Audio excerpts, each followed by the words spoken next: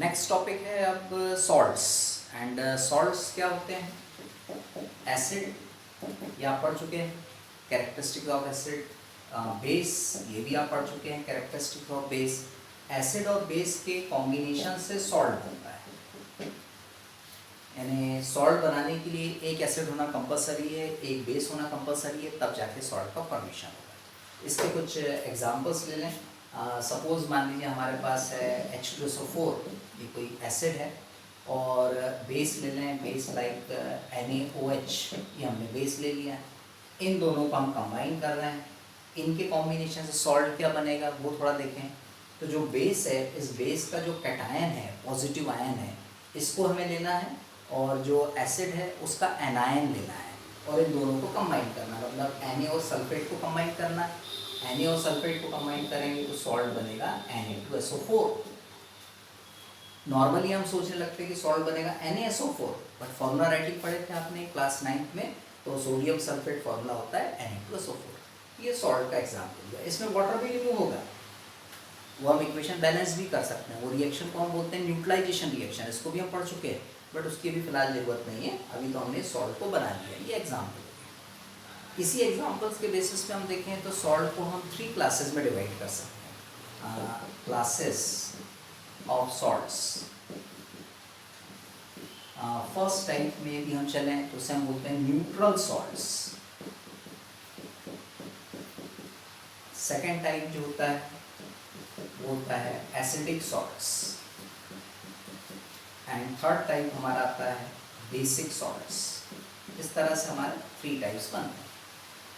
Neutral salts का formation कैसे होता है? न्यूट्रल सॉल्ट्स में एसिड तो हमें लेना है, बट ध्यान रखिए कि आपने स्ट्रॉन्ग एसिड लेना है, स्ट्रॉन्ग एसिड। बेस तो हमें लेना है, बट ध्यान रखिए कि जो बेस लेंगे वो भी स्ट्रॉन्ग बेस लेंगे, यानी स्ट्रॉन्ग एसिड और स्ट्रॉन्ग बेस से जो सॉल्ट बनेगा वो होगा हमेशा neutral salt. For example HCl ये स्ट्रॉन्ग एसिड है, KOH ये स्ट्रॉन्ग बेस है। इनसे जो हम सॉल्ट बना रहे हैं सॉल्ट KCl, तो this KCl salt is neutral salt, इसको हम न्यूट्रल सॉल्ट बनाएंगे। एंड न्यूट्रल सॉल्ट की जो pH वैल्यू होती है, ये pH वैल्यू इक्वल्स टू 7 होती है, क्योंकि न्यूट्रल के लिए pH वैल्यू 7, तो जितने भी न्यूट्रल सॉल्ट्स आएंगे सबके लिए pH वैल्यू 7 मिलेगी। ठीक है, सही। एसिडिक सॉल्ट्स में चले। एसिडिक सॉल्ट्स बोला है, एसिडिक मतलब सॉल्ट में एसिड का पोर्शन ज़्यादा है। एसिड का पोर्शन ज़्यादा होने का मतलब जो हम एसिड यूज़ कर रहे हैं वो हमें स्ट्रॉन्गर एसिड देना होगा, एंड स्ट्रॉन्गर एसिड के रिलेटिवली जो हम बेस यूज़ करेंगे वो वीक बेस होना चाहिए। भाई ये वीक बेस है, ये स्ट्रॉन्ग एसिड है, तो स्ट्रॉन्ग की कैरेक्टरिस्टिक उसमें दिखेगी, तभी वो सॉल्ट होगा एसिडिक सॉल्ट। एंड जो एसिडिक सॉल्ट है इसके लिए कोई एग्जांपल ले लें। Stronger acid like HCl, weak base like NH4OH, ये वीक बेस होता है। NH4OH अमोनियम हाइड्रोक्साइड, और इन दोनों को हम कंबाइन करें, सॉल्ट बनाएं, तो सॉल्ट बनेगा NH4Cl, अमोनियम क्लोराइड।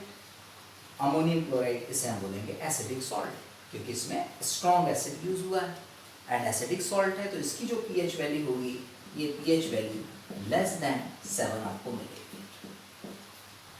क्योंकि लेस देन 7 एसिड के लिए है, इसलिए एसिडिक सॉल्ट्स की pH वैल्यू लेस देन 7 मिलेगी। लास्ट में है बेसिक सॉल्ट्स। तो जो बेसिक सॉल्ट्स हैं, नाम से कंफर्म हो रहा, बेस, बेस की कैरेक्टरिस्टिक दिखेगी।